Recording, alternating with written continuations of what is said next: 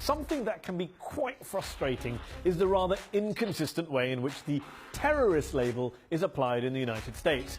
We will hunt down terrorists who threaten our country wherever they are. So let's play a game.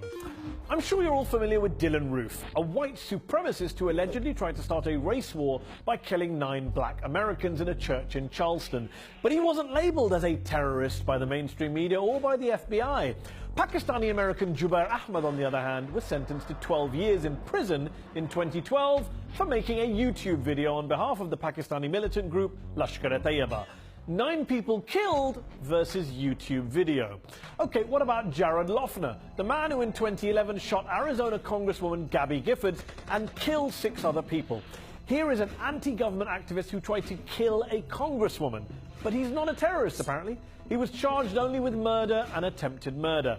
Compare and contrast with Javed Iqbal, a New York businessman sentenced to 6 years in prison for assisting terrorists. What did he do? He provided Americans with access to Hezbollah's satellite channel. Well, if that's terrorism, then Robert Doggett, the man who allegedly plotted to attack an entire Muslim community in New York, must surely have been labelled a terrorist.